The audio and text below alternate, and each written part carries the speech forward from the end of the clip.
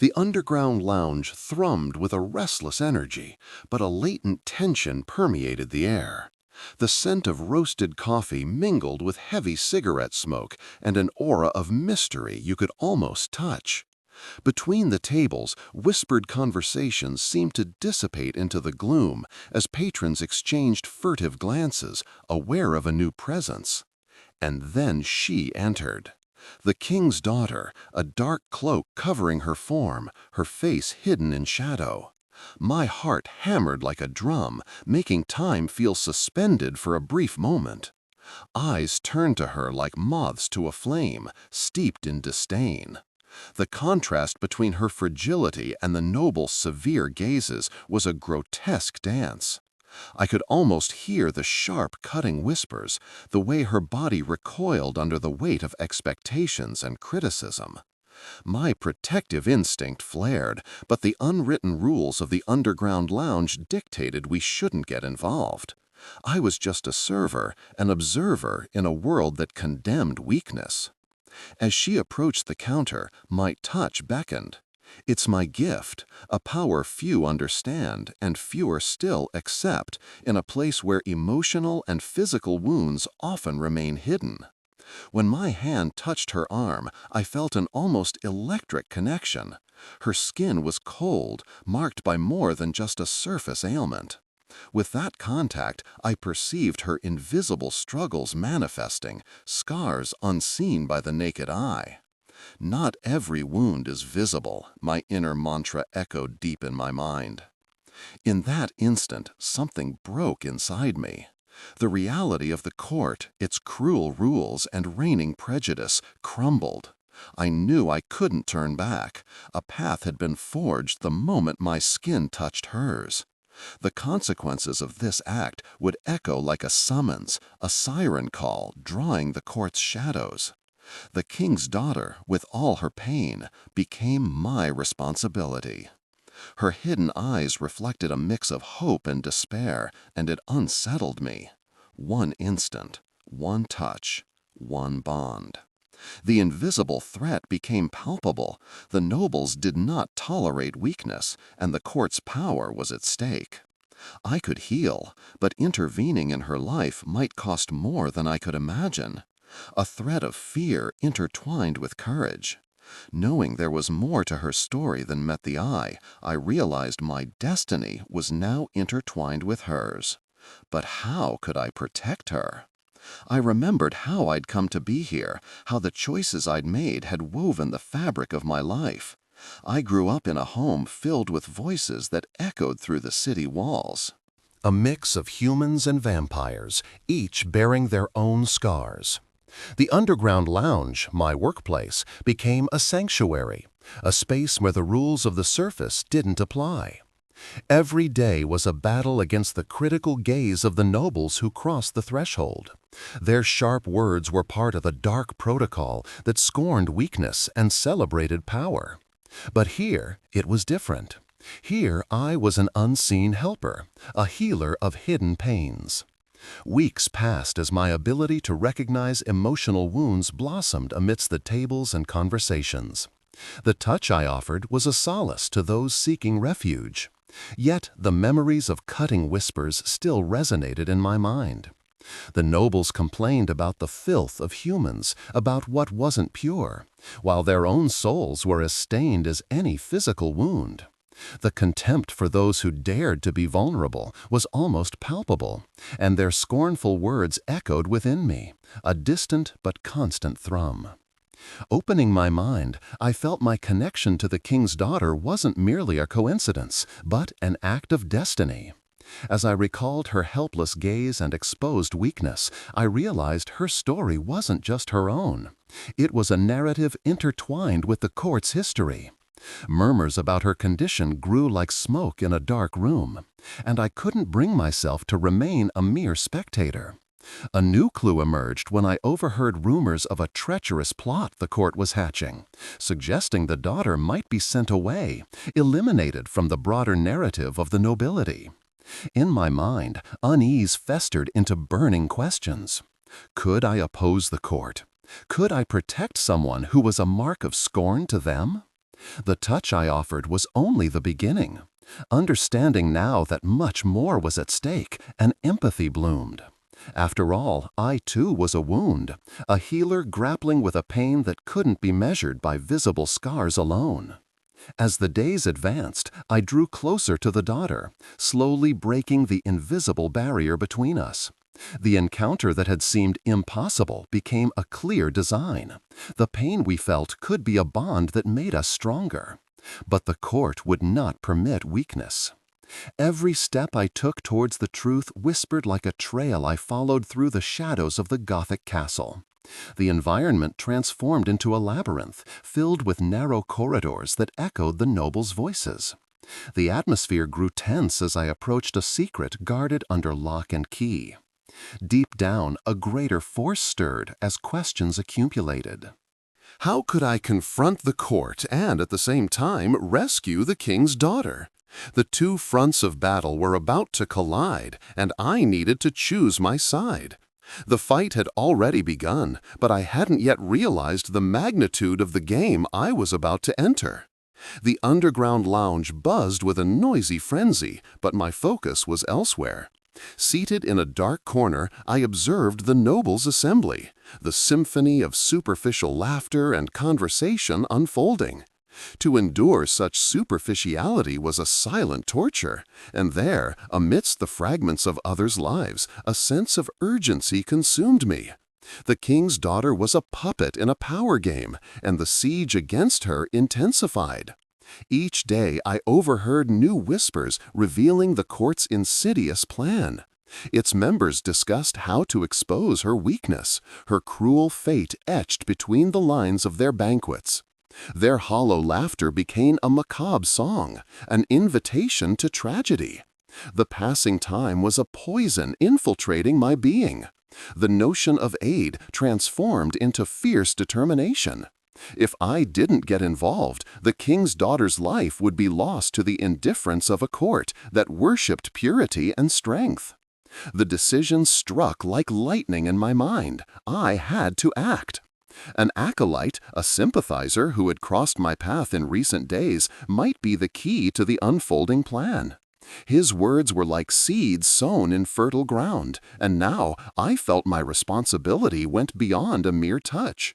We formed a silent pact. Our intentions converged toward the king's daughter's freedom. How could I rescue her humanity amidst the shadow of vampiric cruelty? I began to devise a plan, and with each step I felt the gears of a new destiny aligning. I felt the adrenaline in every shattered glass, in every furtive movement through the castle's shadows. It was a dangerous game where every choice led to a consequence. I followed the court's trail with caution, hunting for information amidst the murmurs and whispers so characteristic of our lives. A meeting took shape in a dimly lit corridor. The acolyte approached, knowing his presence could change the course of history. Between solitude and the abyss of ambition, we revealed our dilemma. The despair that united our hearts was palpable. The decision to rescue the king's daughter entangled us in a web of risks. To pursue an approach that ignored established rules was a direct provocation. Time offered no sympathy to the unwary. Every lost second represented a potential shot at freedom. As we crafted our plan, a slender thread of hope intertwined with fear. The nobles paraded triumphantly under the chandelier's glow, while I dreamed of a touch that healed not just physical wounds, but those buried deep in our souls. A score of sanity unfolded. Should the king's daughter accept my aid, we would become more than mere spectators of our own destinies. But the clock kept ticking, and the battle against time became the true adversary. My fears solidified. What if the plan failed? What if the court rose in fury? The desire to protect this woman and her future transformed into a duel of emotions. Should I follow her, advance towards uncertainty, and align every movement to the rhythm of our objective? The intertwining of our stories brought us to the brink of a dramatic outcome, and the darkness of the unknown approached rapidly. How could I truly shape our place in this fight? The night advanced, and with it the pressure intensified. I sat in my small apartment, the court's laughter and voices still echoing in my mind as I analyzed every detail of the plan. A picture formed in my head. Me, the king's daughter, and the acolyte, an unlikely trinity united by a delicate thread connecting our lives to the palace's chaos. In the shadows, the questions persisted.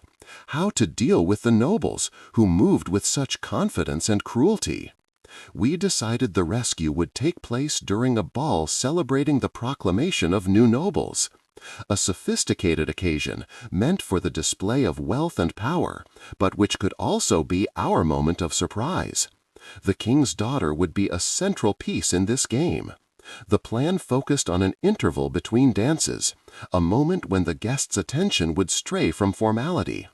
But an essential detail still eluded us: information about what had been happening to the king's daughter in recent days. I'd heard rumors that her presence had become increasingly forced, treated as an ornament rather than a person, her voice and will silenced by the depths of oppression. In a surge of courage, I sought out the only source who could possibly provide the missing words: the daughter's confidant, an ancient woman who served the court out of fear and devotion. Taking advantage of the gloom of a silent night, I made my way through the narrow, winding streets toward her residence. The city was a labyrinth, teeming with secrets and shadows, and with every step I took, I felt the very fabric of this world unraveling beneath my feet. Finally, I arrived at a small, simple house, a refuge that had seen more prosperous times. I knocked on the door, and the woman received me. The space was draped and dim, smelling of candles and dried herbs. The tension became almost electric, her scrutinizing gaze fixed on me, and for a brief moment hope stirred in her chest, only to be quickly extinguished by the fear that plagued her. I shared with her what I intended to do, and though hesitant, she perceived in my tone that this plan could be a light in the daughter's darkness. With a mix of whispers and secrets, she recounted the court's movements, the treacherous plans, and the way the king's daughter was isolated. Her words tested the very structure of what I believed I knew. The game was more complex than I had imagined. Revelations of ancient ties and obscure rituals intertwined in the heavy air, becoming an intricate tapestry of dangers. As I absorbed each word, an idea sparked. The acolyte could help undo the bonds that held the daughter in servitude. However, the trust needed to move forward was about to be severely tested. My heart weighed heavy with the possibility of failure. What would we do if the plan crumbled before us? On the way out, the icy night wind enveloped me, while the shadows watched, as if wanting to whisper hidden secrets. The court's deadly dance was about to begin. What if we weren't up to the task? The echo of what I'd learned and how it would shape our destiny was now a question that weighed heavily in my hands. We stood on the edge of an abyss, and every move counted. In the days that followed, the tension mounted like a pipeline about to burst. The ball was imminent, and the court prepared a celebration that feigned honor, but concealed the moral decay that sustained it. Amidst this facade of joy, the acolyte and I mapped out our final strategies. Every word we exchanged a coin tossed in a game of dangerous stakes. The warmth of his determination became a balm for my anxiety.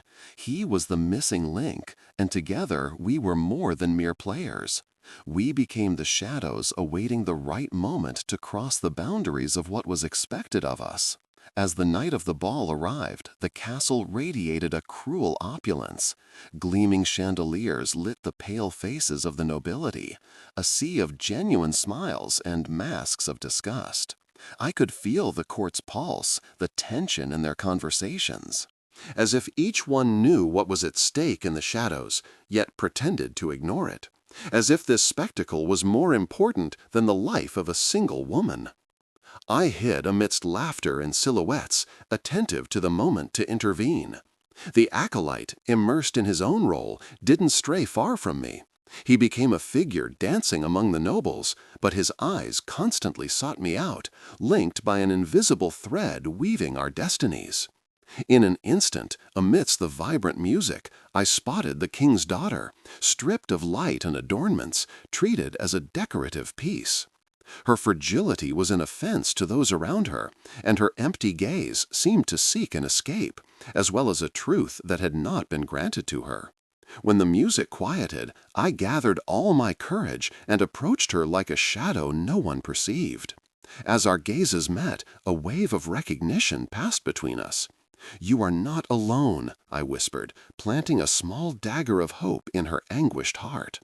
The acolyte, in a synchronized movement beneath the dazzling lights, lent his presence to the scene in a way only the most observant faces could perceive. The first step had been taken, but the scene still teemed with suspense and danger. The dance resumed, and the crowd swirled, unaware that the threads of destiny were about to unravel. I urged the king's daughter to follow me, a subtle gesture representing a deviation from a deadly plot. But moments before we crossed the side door, a sharp warning echoed, an authoritative voice, a shadow emerging from the crowd. One of the nobles, in his magnificent attire, unveiled the betrayal in the air. "The king's daughter does not belong to the despicable common folk," he proclaimed, and the atmosphere swelled with cutting tension. A shiver ran down my spine. What to do now? I was one step from the abyss. My heart resonated like a war drum. The shadows narrowed, and the court's acidic gazes converged on us. Thanks to the acolyte, the strategy had to be adapted quickly. Our new plan was no longer to avoid the light, but to divert the current, dragging us toward perdition. The truth I'd thrown myself into now seemed poised to crumble, but a new spark of determination shone in the king's daughter's eyes. Fear could also manifest as courage, and perhaps, just perhaps, I could provoke a change that would echo through the palace walls and beyond. The pieces were in motion, but what would be the next move? The silence became oppressive, a storm gathering above us. The heavy air was thick with poison and distrust, and the noble's gaze became venomous, each word a mix of threats and irony, while the crowd began to murmur. I had hoped the truth would free us, but now distrust shackled us. The acolyte, with surprising calm, moved to my side and cast me a look that said it all. We needed to act, and fast. Without thinking, I pulled the king's daughter closer to me. "We need to go now," I said, the determined tone rising from a deep place. The acolyte positioned himself between us and the noble like a human shield, and an improvised plan took shape in our minds. The music began to play again, but its chords vibrated on a darker note, amplifying the tension that weighed on the room. "However, my dear, do you truly think you can abandon them?" The noble chuckled, a cold, calculated sound, and the audience reacted as if eager for a show. The challenge in his eyes spurred me to act faster. "I sense the court desires true entertainment," he continued, his voice rising like a whisper of death. I realized immediately the only way out was to create a distraction that would allow us to escape. With the strategy in mind, I subtly gestured to the acolyte. He began to move, his body flowing like an unforeseen dance. Silently, he detached himself and headed towards a group of nobles observing with curiosity. The dance of wolves was about to begin, and the acolyte whispered something to one of them. A laugh cut through the air, and in the blink of an eye, the court's attention shifted from our figures in a torrent of murmurs and intrigued glances. I seized this moment. "Follow me," I told the king's daughter, and with a subtle tug, I guided her toward a dimly lit side corridor.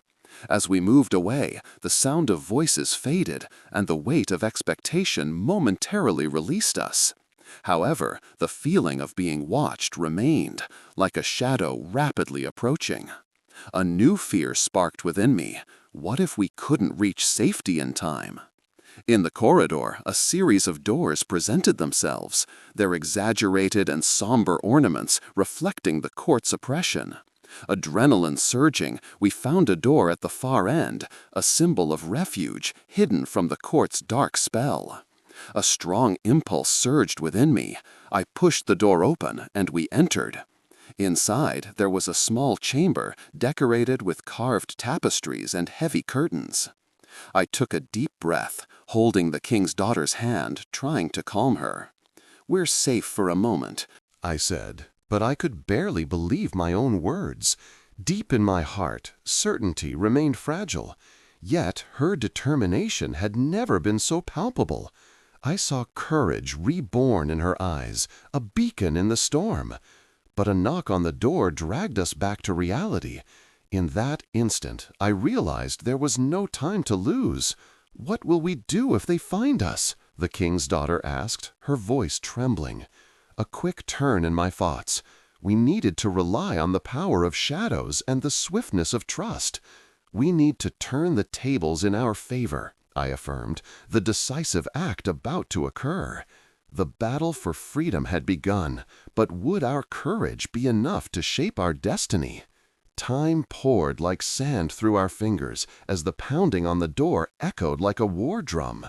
Every passing second swelled the tension in the air. The scent of fear and determination mingled into an almost palpable essence.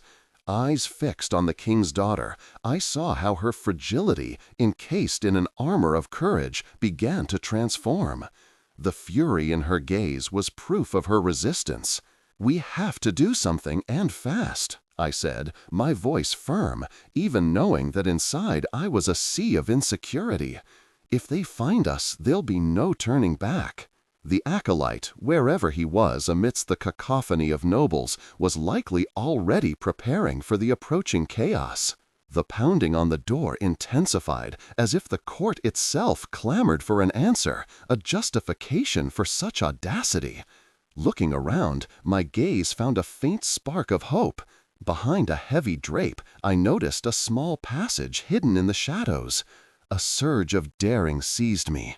"Come," I told the king's daughter, pulling her toward that exit. "Perhaps this is the only chance we have." As we moved, the sound grew closer, and fear began to roar in my mind. The passage narrowed, but I couldn't hesitate. I forced my way through, and soon we found a dark tunnel, a secret passage that snaked beneath the castle's foundations. The air was damp and heavy with mold, but the atmosphere was, in a way, comforting. Here there were no masks, just the darkness that gave us a light veil of protection. "We need to be silent," I said, realizing that the echo of our footsteps could alert any nearby guards. With hands intertwined, we pressed onward, often on the verge of getting lost in the fog of uncertainty. The tunnel narrowed, but hope shone ever more brightly. There we felt increasingly invested with a purpose: to escape, to rescue, to fight. As we pressed on, the court's voices echoed like distant ghosts, growing fainter. However, a new sensation settled in, the conviction that we weren't just fleeing, but marching toward a new awakening. We were no longer forgotten shadows, but two figures forging an alliance, an unbreakable bond formed under the pressure of oppression. Finally, as we reached the end of the passage, light shone ahead of us. A half-open portal awaited us, revealing the night lit by stars that twinkled like promises of a new horizon. "We're almost there," I murmured, my heart pounding, every part of me anxious for freedom. And as we crossed the threshold, a cool wind embraced us, as if the world itself welcomed us back. But before we could feel complete relief, the acolyte emerged from the shadows, his eyes burning with the light of the struggle. "They know you're here," he said, his tone tense as if weighing each word. "We must hurry." A new challenge loomed ahead, the court's threat offering no respite. But now we were no longer afraid. Whatever came next, the battle for freedom and truth had already begun, and I could only question, would we be able to shape our destiny in the darkness that pursued us? The answer perhaps lay not only in our hearts, but also in the choices we made from this moment on, as the night enveloped us like a cloak tempered by bravery. We crossed the portal and were immediately enveloped by dense night air, tinged with mystery and unspoken promises. The stars, metaphors for lost and rediscovered hopes, twinkled above us with indifference. The acolyte guided us safely, his swift steps carrying us across a dark field. And fear was part of the night's embrace, but the strength of determination propelled us forward. But the threat, silent and insidious, lurked in the shadows of the forest around us. Every rustle became a possible warning. What to do if the court's trackers were close? My heart pounded in a frantic rhythm, and amidst the pressure of the chase, a sudden decision formed within me. "We need to separate," I told them, my voice filled not just with certainty, but with an intrinsic urge to break free from any bonds that limited us. The acolyte raised an eyebrow, but agreed with a slight nod of his head. "You'll create the distractions," he stated, cutting through the silence. "Exactly," I affirmed. "I'll draw their attention. You both must escape, find refuge wherever you wish." The king's daughter's expression showed resistance. But it was a fleeting resistance, perhaps born from her temperament forged amidst oppression. "You can't do this alone," she said, a tension rising between us. "I can, and I will," I replied, feeling the pressure of what was to come, the weight of sacrifice carried in every word. And when a new rustle rose from the forest shadows, an echo, perhaps, of hurried footsteps drawing closer, the reality of our plan laid itself bare. With no time to lose, I urged them. "I'll face the hunters. Destiny will reunite us later. Wait for me." With one last glance, a silent understanding passing between us, I moved forward, disappearing into the growing darkness. The weight of the silence was a burden, but urgency filled me. Somewhere, the nobles' voices resonated like a distant chant, a reminder that I was not just a fugitive, but part of a larger plot, a game whose essence I desired to change. In the forest's shadows, I kept my focus. Adrenaline transformed into freedom, and in an instant of clarity, I began to run through the bushes, intentionally making noise to draw attention. Shouts in the distance grew closer, echoing like cutting blades. The court's hunters weren't just figures of decay. They were armed and agile, fervent in their pursuit of the king's daughter, and now I was an intruder in their spectacle. But I didn't intend to become an easy target. Indeed, I aimed to be an unwelcome memory. The wind caressed my face, and branches scratched my skin, but nothing compared to the heat of determination in my chest. I ran in a zigzag, weaving between the trees, a shadow in their own hunting grounds. For a brief moment, I saw a light ignite, a lantern drawing closer. "Go," I whispered, a cry that rose through the leaves as I hid behind a tree trunk, caught between what I wanted and who I was. It was dangerous, but there was still a chance. And as the distance widened between us, the flame of freedom flickered before me, like a desire that could not be extinguished. We were in a symphony where every beat was a new measure. The battle for survival wasn't confined to a single moment, but was a dance beyond time. Would our wandering steps guide us to our redemption, or would we be condemned to be lost shadows in the darkness?